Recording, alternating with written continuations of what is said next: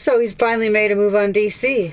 Not that we didn't suspect this was going to happen even back during his first regime, but nevertheless, it's still shocking to see it all unfold. Like I said, Trump's officially taking control of DC, setting in the fascist rot. Funny. It's almost fitting that my VR headset would die just as democracy does. Heavily armed goons of the state patrolling the National Mall. Limp-wristed thugs meekly parroting the Trump regime's talking points for the crime of sitting on your own porch having a cigarette. Handing out felony assault charges on a DOJ employee for throwing a Subway sandwich. All the while sweeping for the worst of the worst. The homeless living in their car just trying to sleep so they can get to work in the morning. Also, they can be abducted and get dumped God only knows where. Trump is taking people who are presumably well-educated, people whose careers demand of them that they make the cut, and sending them out to do the work of a common police officer. Your tax dollars at work, I see. I wonder, are we gonna see an uptick in Candy Crush downloads in the DC area? Meanwhile, Trump is using the National Guard as his political pawns. And while they officially can't do anything more than you and I could do, assisting the police is hardly the reason they're actually there. Instead, they exist as a photo op to make you afraid of resisting, and to act as disposable toys when the people invariably do fight back, or for when some MAGA loser decides to take out their own to accelerate violent crackdowns. Secondary to that, he wants to normalize and inoculate among the American populace the idea of seeing your city occupied, making use of his planned quick reaction force to suppress your right to protest. After all, if you can get away with doing it in DC, to the average person who's dumber than the dumbest person you know, they won't even question it while it happens in Chicago, Baltimore, New York City. By the time their soup for brains is even capable of recognizing the threat, it'll be far too late. We'll be a fully occupied country. It bears repeating that the first country the Nazi regime invaded wasn't Austria, it was Germany. And like our present-day threat, it was done so slowly that the average German, who might not have even believed themselves of being at risk at all, hardly noticed as they were gradually boiled alive. We don't run the risk of it, we're experiencing it. But this is not an issue for those of us unlucky enough just to be stuck in the US. Fascism is global, and it's spreading rapidly across the West. The US, UK, Australia, Canada, Mexico, the EU, all seemingly out of nowhere, despite this being a decades-long trend, made a massive leap towards total censorship and surveillance of online activity, all in preparation for what's to come. The oligarchs and their political puppets understand the conditions the world is about to find itself in. It's why techno-fascist CEOs build bunkers in New Zealand while ushering in mass automation of the labor force. They know full damn well not a thing is going to be done at a governmental level to protect the poor while we all starve to death. After all, they're perfectly happy watching Gaza starve. And they'll watch you do the same if they think they'll make a little bit more money because of it. Yet, the slowly encroaching threat of automation is secondary to what else is coming. The United States was already a power in decline before Trump. Democratic politicians and their establishment donors understood this just as much as the fascists pretend to. But the means to handle it were vastly different. Dems wanted a managed decline, one where they can make just as much profit as possible while bleeding the rest of us dry, to leave us to cook as our planet dies. The fascists instead want to pull the band-aid off and accelerate the collapse to make it easier to do what they want. And so, that is exactly what they're doing. And this has a massive impact on the global economy. As a consequence of America's abrupt decline and the resignation from the international stage as a world leader, we're about to enter a second American Great Depression, long before any supposed boon from automation can salvage their economy. In fact, it might be the mass realization that AI investment is one of, if not the biggest bubbles in the US economy at the moment that triggers the collapse. The only thing keeping the US stock market afloat at the moment is the AI investment, after all. And when the bubble finally does burst, it'll rip the floor out from under us. This is what those in power who aren't totally lost in the AI sauce understand. They know what's coming. Mass layoffs, civil unrest, more adventurism, And that's exactly why they're scrambling to tighten control over your right to speak and move freely. Because when the crash finally does come, the only thing they'll give us is lead. This is why they're scared over losing their grip on the narrative. Just as the bed they made is coming to make them sleep. Speaking of narrative, narratives that shape public opinion often just reinforce media and corporate-backed vested interests. And that's why I've been using Ground News. Ground News is an app and website that combines news from around the world in a place so you can compare coverage for every news source. You can see if they have political bias, how reliable their reporting is, and who owns them.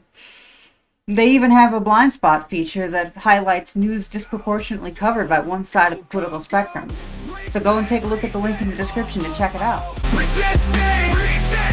Fuck this shit's going down, that's right here, right now. The political drain, just the news you need, nothing driven by greed. As a consequence of losing control of the narrative, they're losing the minds of the people. All in no small part because of the internet and the ability to quickly spread unsanitized information. This is why they're desperate to control it. Just owning the platforms of our speech isn't enough. They know that the economy is teetering on collapse, and that the only way to keep their grip is to control what you can say about it. Why do they want your ID to access the internet?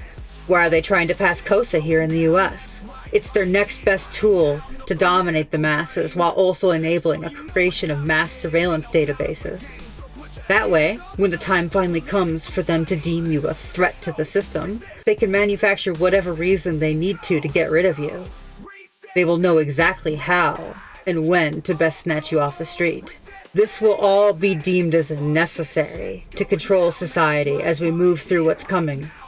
Many of us have already lost our jobs as a consequence of Trump's economy, and so many of us will be put on the street because of it. As a consequence of Trump's bullshit arrest the poor executive order, we might just get kidnapped for being there. Especially if you're considered mentally ill or sexually dangerous. I wonder who that's supposed to be for. Or perhaps we'll all just become yet another slave worker in a for-profit prison system, paying for our food and squalor shelter with our forced labor. It's not like Trump is averse to a little bit of slave ownership. 1, 2, 3. Exactly. Trump owned slaves.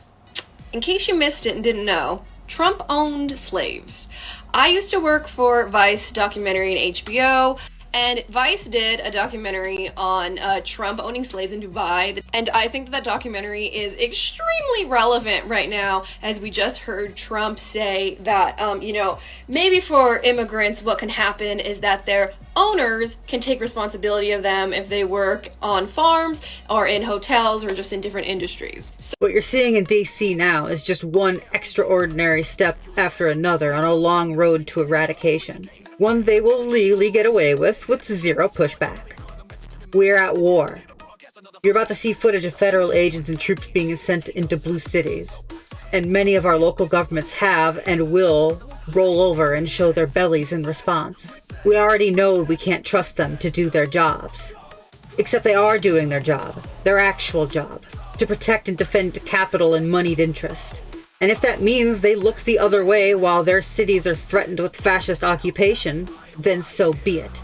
So that leaves it up to us to pick up the pieces and make the choices they refuse to do. There's going to come a time very soon where you'll be asked to make a seemingly impossible choice to defend somebody at risk, to break a law to defend your moral, to provide safe harbor for someone who needs to hide, to use your last resources to make sure your neighbor doesn't sink. But resistance isn't just these major choices in times of crises. They are small actions that build collectively over time to shape our futures. Minor acts cascade, especially those that are visible and easily replicated. Right now, the battlefield for our so-called democracy is being waged in DC. While the media refuses to report on them, protests are happening in the city, and have been for a while. Groups like Flare USA have been organizing weekly Monday protests on the Heritage Foundation's office in DC, for instance. Links to their organization and more information on their protests are in the description below and somewhere on the screen here. I have no idea where. Beyond groups like Flare, protests, or as they've been recently been called, musical festivals, have been springing up across DC in direct response to Trump's takeover. The people are resisting, and the people are seeing people resist, which might even be more important right now. I'd be lying if I said that I haven't been reluctant to raise my voice these last few weeks or months. It's in these times that I feel so alone. I might intellectually know there are people out there doing the work, and it's times like this that I have to look to my left and right. It's in perception that we're not alone, that we gain the drive to actually act and continue forward. So look to those actually doing the work. The people in DC right now, those local and traveling, are fighting back and need your help. If you're in DC or anywhere near it, get out there, especially on September 2nd, when Congress will be back in session finally. We're going to flood the Capitol with not just one small group. We need thousands. To get that number, we all need to raise our head and look around. See that we're not alone. Now, if you can't make it to DC, it doesn't mean you're off the hook either. You're not just waiting for the wolves to get to your next door. There's plenty of work to be done right now by gumming up the works. Overload their fax machines. Make it impossible for anyone in that office to accomplish anything. And if you need to look up and see that you're not alone, perhaps you can turn your avatar into a Clippy as a campaign to flood online spaces for visibility. More on that later. Alright, YouTube. You got work to do. Follow us on all these things you see here, and our link tree is in the description. Maybe even get some merch.